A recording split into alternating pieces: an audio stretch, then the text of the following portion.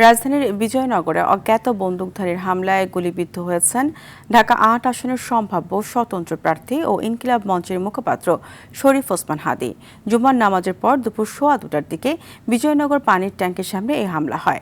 সর্বশেষ তথ্য অনুযায়ী মাথার ভেতরে গুলি থাকায় হাদীর সার্জারি চলছে।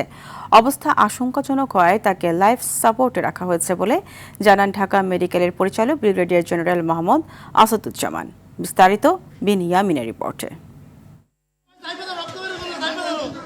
ইনকিলাব মঞ্চের মুখপাত্র এবং ঢাকা ৮ আসনের এমপি পদপ্রার্থী শরীফ ওসমান হাদীকে গুলি করেছে দুর্বৃত্তরা। আশঙ্কাজনক অবস্থায় উদ্ধার করে তাকে ঢাকা মেডিকেল হাসপাতালে নেওয়া হয়। মাথার ভেতরে এখনও গুলি থাকায় সেখানে তার সার্জারির কথা জানান ঢাকা মেডিকেল কলেজ হাসপাতালের পরিচালক।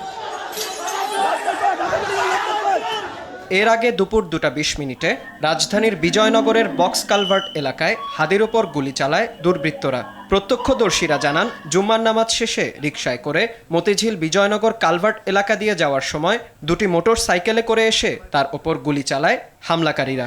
গুলিটি লাগে তার বাম কানের নিচে।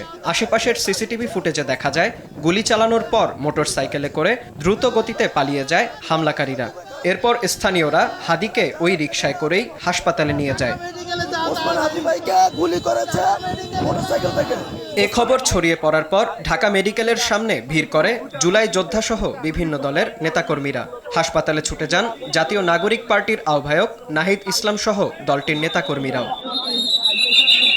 হাদীকে দেখতে যান ঢাকা ৮ আসনের বিএনপি প্রার্থী ও স্থায়ী কমিটির সদস্য মির্জা আব্বাসও।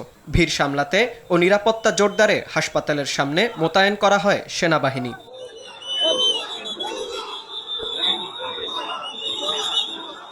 সবার চাওয়া সুস্থ হয়ে ফিরে আসুক শরীফ ওসমান হাদী।